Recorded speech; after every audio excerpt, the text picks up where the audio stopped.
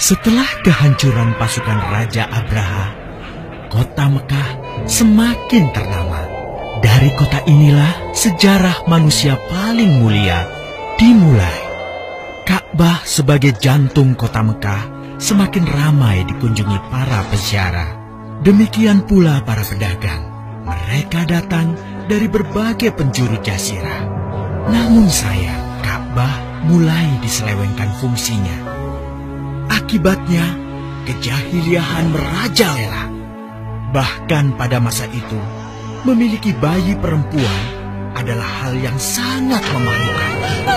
Aib bagi keluarga. Sehingga sebagian dari mereka tega membunuh bayi perempuan mereka sendiri.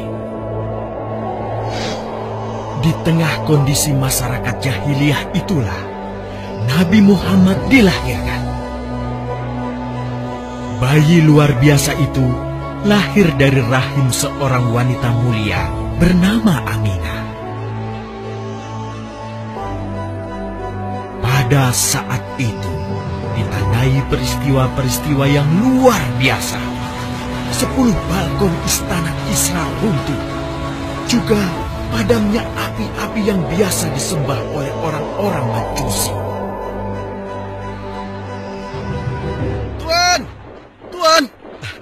Tuan Abdul Muthalib, ada kabar gembira. Kabar gembira? Kabar gembira? Kabar gembira apa? Tuan, cucu Anda telah lahir. Benarkah? Laki-laki atau perempuan? Laki-laki, Tuan. Subhanallah, Alhamdulillah, Allahu Akbar. Kalau begitu aku ingin segera melihatnya. Mari, Tuan. Setelah mendengar itu, Abdul Muthalib bergegas menuju ke rumah Aminah.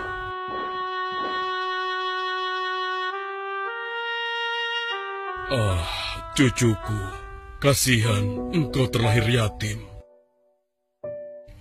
Dengan penuh kasih sayang, Abdul Muthalib membawa cucunya ke Ka'bah.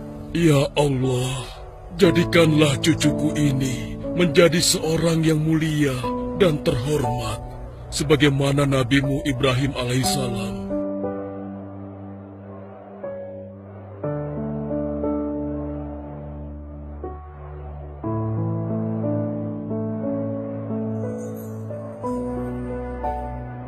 Siapa namanya, Ayah? Muhammad. Muhammad? Iya, aku akan menamainya Muhammad. Artinya yang terpuji. Kehadiran Muhammad kecil sungguh memberi kebahagiaan.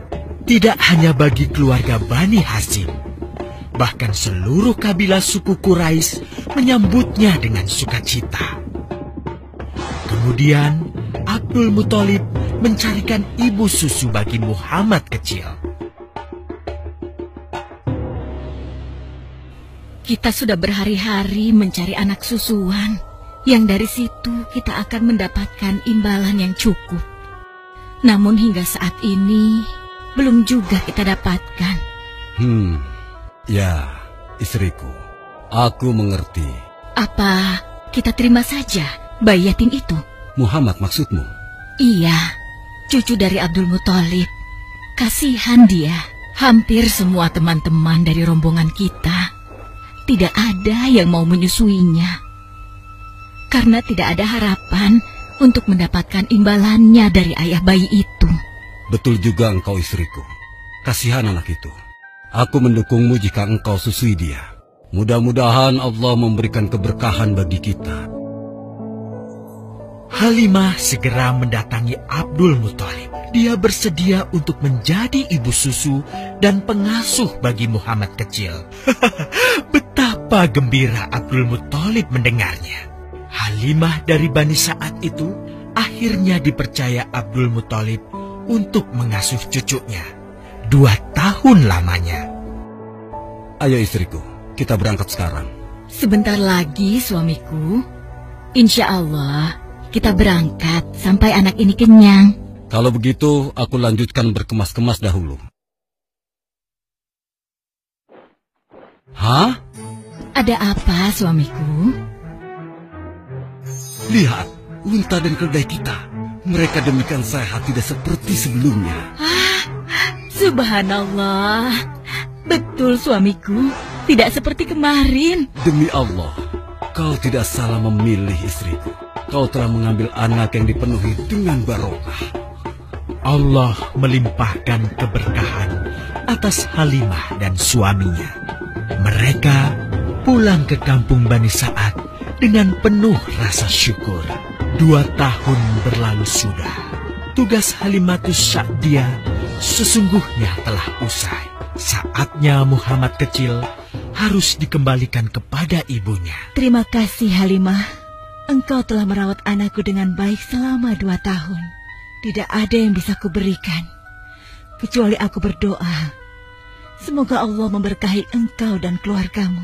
Amin. Saya juga bersyukur diberikan kepercayaan dan kesempatan merawat anakmu, wahai Ibu Aminah. Namun, begini Bu, mohon maaf. Kalau boleh, izinkan aku merawat Muhammad lebih lama lagi. Aku masih sangat sayang padanya. Baiklah, kalau begitu aku setuju dengan usulmu. Bawa dan rawatlah Muhammad sebagaimana dia anakmu sendiri. Terima kasih, Ibu. Terima kasih. Begitulah, Muhammad kecil kembali ke tengah-tengah Bani Sa'ad. Ia tumbuh menjadi anak yang memiliki banyak teman karena kemuliaan akhlaknya. Tatkala berusia sekitar 4 tahun, terjadilah suatu peristiwa. Muhammad, Bu! Muhammad! Muhammad? Kenapa Muhammad? Muhammad dibawa orang. Hah? Dibawa orang? Diculik? Coba ceritakan. Ketika kami tengah bermain, tiba-tiba ada orang dewasa datang. Dia langsung membawa pergi Muhammad dan membunuhnya. Hah? Membunuhnya? Ya Allah, di mana? Di mana? Antarkan ibu ke sana. Dengan perasaan cemas, Halimah bergegas menuju tempat itu. Dan dilihatnya, Muhammad kecil tengah terduduk.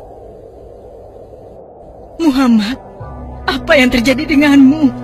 Dengan sangat tenang dan jelas, Muhammad kecil menceritakan apa yang telah terjadi.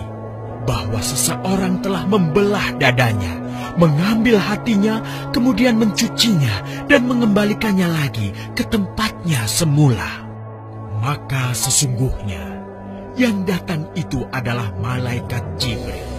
Dia ditugaskan Allah untuk mencuci hati Rasulullah sehingga bersih dari segala kecenderungan setan. Subhanallah. Sungguh anak ini bukanlah anak sembarangan. Sebaiknya aku kembalikan saja kepada ibunya. Peristiwa itu membuat Halimah sangat khawatir. Maka bergegaslah Halimah mengembalikan Muhammad kecil kepada ibunya. Menginjak usia yang ke-6 tahun, Muhammad kecil diajak ibunya untuk berziarah ke makam ayahnya, Abdullah di Yastrib. Dalam perjalanan pulang kembali ke kota Mekah, Aminah pun jatuh sakit. Dari hari ke hari, tubuhnya semakin melemah.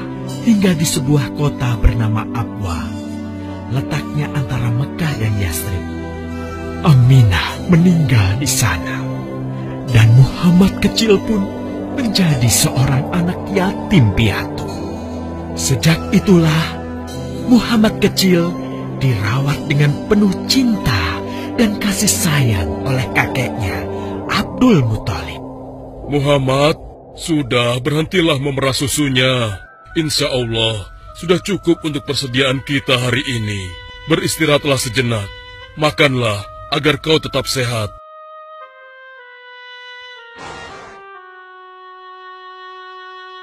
Ya Allah, betapa mulia akhlak cucuku ini.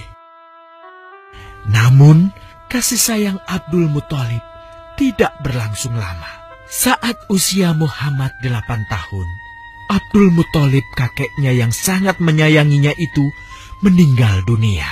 Kemudian, pengasuhan atas Muhammad pun beralih ke pamannya, Abu Thalib. Muhammad kecil tahu betul betapa sayangnya pamannya kepadanya. Di mana Muhammad? Ia tengah mengembalakan kambing milik salah seorang penduduk Mekah, suamiku. Sejak kapan dia keluar rumah? Sekitar waktu subuh tadi. Subhanallah, betapa baiknya akhlak keponakanku ini. Ya Allah, maafkan ketidakmampuanku mencukupi kebutuhan keponakanku. Sayangi dan berkahilah dia. Jadikanlah dia orang yang mulia di antara manusia. Hingga saat usia Muhammad menginjak 12 tahun, pamannya Abu Thalib mengajaknya berdagang ke Syam. Sampailah mereka di satu daerah bernama Busra. Saat mereka beristirahat, datanglah seorang pendeta menghampiri. Wahai saudaraku, selamat datang di Busra. Tampaknya kalian bukan orang sini. Dari manakah kalian berasal? Terima kasih saudaraku, kami datang dari Mekah. Lalu, siapakah gerangan anak ini? Ini adalah keponakanku, Muhammad namanya. Apakah engkau bertanggung jawab atasnya, Tuan? Ya, Kemana ayahnya? ayahnya sudah meninggal sejak ia masih dalam kandungan. Oh, apakah kini dia yatim piatu? Benar, Aku sungguh beruntung bertemu dengannya. beruntung. Beruntung apa? Sungguh, keponakanmu ini adalah orang yang sangat istimewa. Oh ya? Ya, dia adalah seorang nabi, Hmm? seorang utusan Allah. Bagaimana kau tahu hal itu? Aku tahu karena aku seorang pendeta. Dan berita kedatangan dia sebagai seorang utusan Allah sudah disampaikan di dalam Injil. Bahkan aku pun bisa mengetahuinya dari cincin kenabian yang berada di bagian bawah tulang rawan bahunya yang menyerupai buah apel sebagai tanda kenabiannya. Begitulah pendeta bernama Bahira menyampaikan kepada Abu Thalib perihal kenabian Muhammad. Ia berpesan agar menjaga baik-baik keponakannya itu, karena Muhammad kelak di suatu saat nanti akan menghadapi banyak gangguan dan rintangan. Istriku, Muhammad sudah berusia 25 tahun. Aku pikir sudah saatnya dia untuk menikah. Betul, suamiku.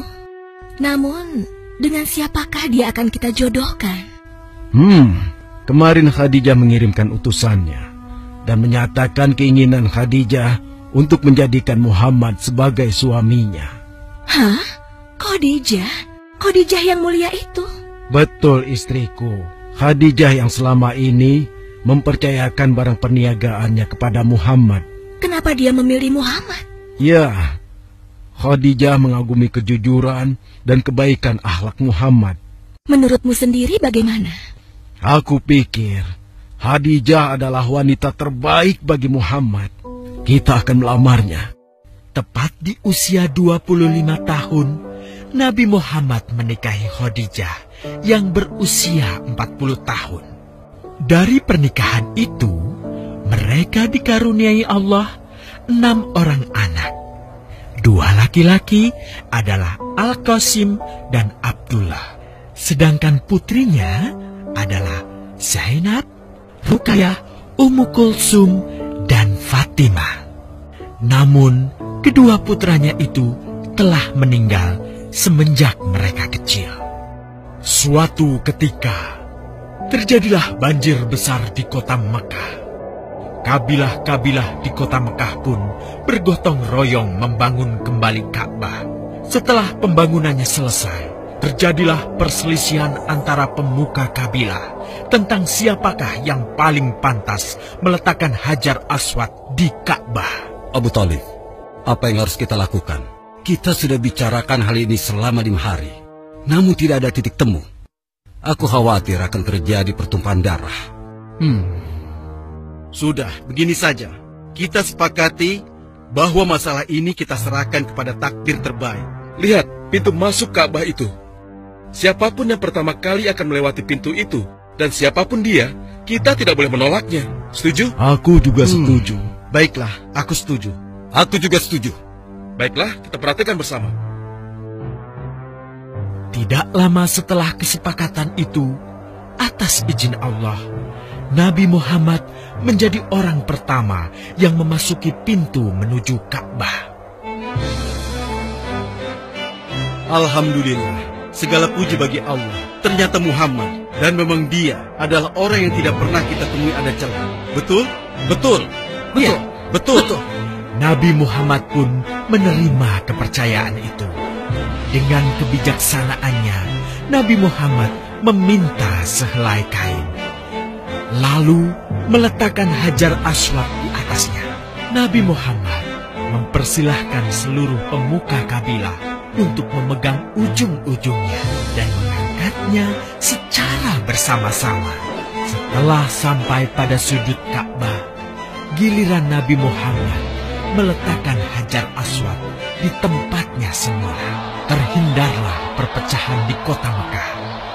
Meskipun demikian, kegelisahan masih terus menggelayuti hati Nabi Muhammad.